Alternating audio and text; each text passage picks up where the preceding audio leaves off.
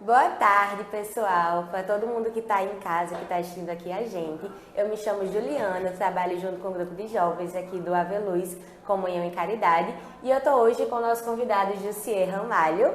E a gente vai estar aqui um pouco trocando ideias sobre a doutrina e sobre como ele atua, né, para disseminar a doutrina e como ele vai mostrar a importância dele para a gente aqui hoje. E a primeira pergunta é... Primeiro, a gente tem que conhecer quem é Jussier Ramalho e o que é que o senhor faz para disseminar a doutrina espírita. Muito obrigado pelo convite, né? Uma honra estar sendo entrevistado aqui por uma jovem, Juliana, do grupo de jovens de uma casa que eu amo, que eu comecei, na verdade não comecei aqui, eu saí daqui para ir fundar a minha casa, mas aqui eu aprendi muita coisa, que é no Ave Luz. E quando eu saí daqui ainda não tinha essas entrevistas, novidade, né?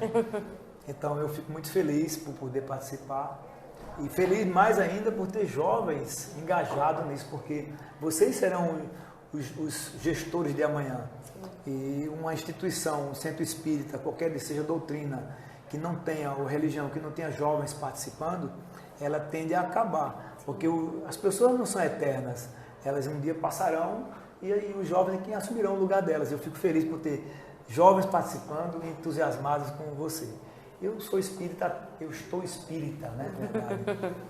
Eu conheci a doutrina quando minha irmã teve um CA nos olhos e cegou. E ela ficou durante 3 anos sofrendo e depois que ela desencarnou, morreu naquela época, para mim era morrer. E eu fiquei meio assim, meio perdido e tal. E uma vizinha da frente me chamou para visitar uma casa espírita, que era a casa da doutora Mércia Caminha, que era a casa de caridade Adolfo Bezerra de Menezes, lá na rua Tororóis. Na rua Amitas Barros. Eu fui para lá. Eu já fiz estudo lá. Pois é, então eu fui lá que eu comecei a doutrina. Depois eu passei por algumas outras casas, eu tive experiências e tal, mas eu era apenas um participante, eu não era espírita de verdade. Eu frequentava, eu era o Papa Passe. O cara que simpatizante. Eu ia para tomar passe. Eu vou tomar um passe, porque eu achava que o passe resolvia a situação. Era como se fosse um medicamento que tomava e pronto. Mas depois de algum tempo, longos anos para que eu pudesse mudar um pouco, porque eu não mudei muito ainda, mas eu mudei um pouquinho, é que eu fui entender que o passe, se você não tiver a renúncia das suas atitudes, não adianta. Então, se você não renuncia a você mesmo, como Jesus dizia, renuncia a ti e me segue. Se você não renuncia a você pelo o velho homem, a velha mulher, ou seja, os hábitos que você fazia, as coisas que você imaginava, se você não mudar isso, não adiantava. É um trabalho diário. Então eu fui e comecei a perceber que a mudança teria que ser em mim e não buscar mudança no centro, numa palestra, num passe. Eu, quando mudei, as coisas mudaram. E aí eu me tornei espírita há uns 15 anos. Há uns 15 anos. Perfeito. Eu estou aí tentando isso também, porque realmente não é tão fácil. E aí eu queria perguntar, na sua concepção, o que é que seria milagre? Se você acredita, isso existe? Milagre existe. Eu acredito no milagre. Eu creio no milagre. Porque acreditar é algo que você acredita e depois não... Por exemplo, você acredita que uma comida é gostosa. Tá. Você vê um prato de comida e de repente você vai experimentar e vê que não é gostoso. Então você não acredita mais que aquele prato é gostoso, não é? Então acreditar é uma coisa. E você sentir o milagre é diferente. Então eu sinto que o milagre existe. Mas eu sinto que o milagre só existe quando você é o milagre. Todos nós, vocês que estão me assistindo agora, jovens, entendam. Não adianta vir para uma juventude espírita, não adianta você assistir palestra, não adianta tomar passe. Se quando você sair daqui, você continuar fazendo as mesmas coisas, fazendo fofoca, mandando mensagem no WhatsApp para o coleguinha do lado, escrevendo coisa que não deve escrever, mandando mensagens que não são edificantes, discutindo com o pai, não pedindo perdão, não valorizando o irmão, que eu falo, não é só o irmão de casa não, o irmão de fora também. Então, não adianta. Esse é o milagre. As pessoas chegam numa casa espírita, como eu fiz a palestra agora falando sobre o milagre, as pessoas querem um milagre. E eu digo para as pessoas, não queira um milagre, seja um milagre da sua vida. Como é que você é o milagre da sua vida? Quando você passa a entender que se você fizer todas as coisas, todos os dias, nunca acontecerá o que você quer. vai sempre acontecer as mesmas coisas que você está habituado, porque você faz tudo igual. Então, não adianta chegar na casa espírita e quando sair dali, do portão, entrar no carro, já discutir, na primeira ligação que atender, desligar o telefone na cara, ou chegar em casa e não falar com o pai. Então, é importante que você entenda que o milagre existe, claro, você sente o milagre, como eu disse na palestra, uma moça que está aqui na casa, veio aqui, e com pouco tempo ela disse que recebeu a cura de uma cirurgia que ela ia fazer, não vai mais. Então, eu disse, mas olha, o milagre, você conseguiu a transformação aqui na casa, na Veloz. Mas o milagre que Jesus diz, olha, Jesus sempre dizia, quando ele curava alguém, ele dizia, tua fé te salvou. Ele não dizia nem te curou. Jesus não dizia, tua fé te curou. Ele não dizia isso, ele dizia, tua fé te salvou. Então, quando alguém chegava lá e alguém pedia para Jesus curasse ele, quando a pessoa se sentia curada, o cego, o aleijado, seja lá quem for, que necessitava, ele dizia, tua fé te salvou. Salvou do mundo onde ele estava. Salvou do mundo onde ele repetia as mesmas coisas todos os dias ao mesmo tempo. Então, como é que eu posso querer que minha vida seja transformada se eu continuo fazendo tudo ao mesmo tempo, o tempo todo? Igual. Eu acho que é como o passo, né? Por exemplo, não adianta a gente chegar lá, sentar e a pessoa está se doando e a gente não se doar em pensamento também, né? É abrir o coração. Na verdade, quem está recebendo o passo tem que abrir o coração. Isso. Ninguém entra na casa do outro com a porta fechada. Perfeito. A não ser o aleijado que estava querendo... Tinha muita gente numa casa e descobriu o telhado e botaram ele na cadeira para ele ser curado.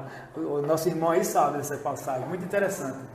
Então, mas de regra geral, se você não abre a sua porta, a gente não entra. Então, se você entra na cabine de passe, se você não abre seu coração, você não recebe o passe. É a mesma coisa.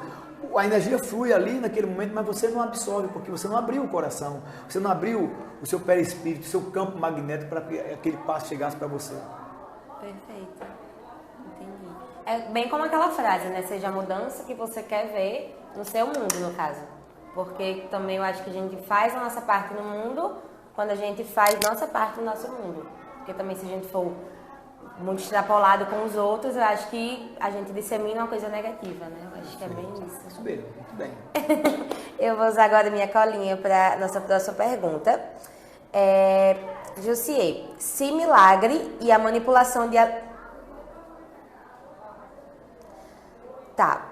o milagre e a manipulação de elementos ou propriedades da lei divina. Um dia a gente pode fazer isso? Todo mundo pode. Jesus dizia assim, Jesus dizia, se tiveres a fé do tamanho de um grão de mostarda, podeis fazer o que eu faço e muito mais. Então está explicado, qualquer um pode fazer milagre, desde que você tenha acredite, que você tenha fé, que você sinta que o milagre acontece quando você se prontifica. Exatamente, aí você vivencia isso, você diz assim, eu tenho o poder de dizer assim, levanta-te e anda, e você acreditar nisso, ter fé nisso, sentir isso, aí o milagre acontece. Então, Jesus dizia pra gente, podeis fazer o que eu faço e muito mais, mas a gente não faz por quê? Falta de fé. E às vezes a gente está tão desacreditado naquilo que a gente pensa, não vai dar certo. A gente é tão desacreditado em nós mesmos que a gente pede para o outro fazer uma prece. Ora, se Jesus, eu sou filho de Deus, você também é, nosso irmão também é, que é o coordenador. E se nós três aqui, você não está assistindo, mas está aquele que está gravando, ele que está organizando tudo aqui.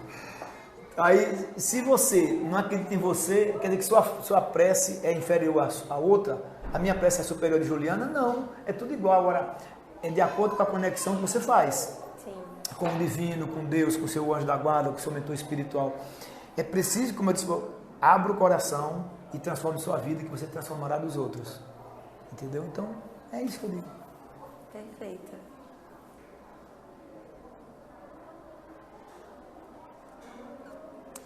A próxima pergunta já foi respondida aqui, que é como a gente poderia alcançar esse patamar de conseguir fazer isso, né? E ele já explicou, eu acho que desde o início da entrevista, que o milagre está justamente em nós mesmos, a gente acreditar naquilo e correr atrás. Eu acho que um exemplo perfeito, assim, vou lembrar aqui da minha época de Enem. Não adianta eu querer passar em um curso se eu não estudava e só falava, Deus vai me ajudar, vai chegar a minha hora. Não, eu também tenho que fazer a minha parte, assim como em tudo, né? Eu acho que é mais ou menos isso. Você vê que a gente fala as coisas sem pensar. A oração Pai Nosso que Jesus ensinou. quando você diz assim, seja feita a tua vontade. E aí quando eu termino, eu digo que eu passo no Enem. Então não é a tua vontade, não é a vontade de Jesus. É a sua que está orando e fazendo um acordo com Jesus como se fosse um mercador. Quando você trata Jesus de Deus como mercador, você não, eu vou te oferecer um sacrifício, vou fazer um sacrifício de uma oração e em troca eu te peço algo. Não acontece, porque você precisa entender o seguinte, se Deus fosse atender você, e por que ele não atenderia a sua colega que não passou? Então ele não é Deus, não é Pai de todos, tem que atender a todos. Então, como você falou, vai estudar mais, vai se dedicar mais, ter mais disciplina, e você passa no Enem, passa no vestibular, passa no concurso. E o estudar, a disciplina em qualquer situação da vida, tanto profissional como espiritual, você precisa estar sempre com disciplina. A disciplina faz parte do ser humano, que tem sucesso, que tem prosperidade, que tem abundância. Prosperidade, quando eu falo, não é dinheiro, não é ficar rico. Prosperidade é você ser feliz, é você ter o básico para que você tenha o conforto que você precisa. Você sentir a felicidade. E você sentir a felicidade, você sentir a felicidade nas pequenas coisas. Por exemplo, você, no domingo, você vir para uma palestra no Aveluz, à tarde, aí você chega aqui e abraça todo mundo, você sente a energia do outro. É felicidade isso, é sentir-se feliz. Tem gente, eu prefiro ir no mato. No domingo de tarde eu vou para a praia. É a opção de cada um, é porque eu estou dizendo para você, jovem, no lugar de ir para a praia, venha para a Aveluz. Venha para cá. A juventude aqui é muito massa. Eu estou aqui, inclusive tenho idade de ser avô dela, mas eu digo para vocês, com a experiência que eu tenho, jovem, não percam tempo. Cada minuto que passa é um milagre que jamais se repete. Preste atenção. Cada minuto que passa é um milagre que jamais se repete. Não perca a oportunidade, venha para a Aveluz, peça seu pai para vir deixar você aqui, peça seu tio, peça alguém, venha com ele, participe, vale muito a pena. E tem uma equipe muito massa aqui, eu conheço todos os coordenadores, são responsáveis, são pessoas muito talentosas, que faz com amor, não faz para se mostrar não. Inclusive a minha entrevistada aqui, né, Juliana. Né? A gente está aqui também, não é se mostrando, é também disseminando, né, a doutrina para que todo mundo tenha acesso a ela. E esse foi Jussier, né, nosso convidado de hoje, que deu uma palestra ilustríssima, excelente pra gente aqui antes. E é isso, muito obrigada, Jussier, e até a próxima. Jesus esteja no coração de vocês, paz e luz para todos. Assim Afinal de contas, o mundo precisa muito disso. Sim.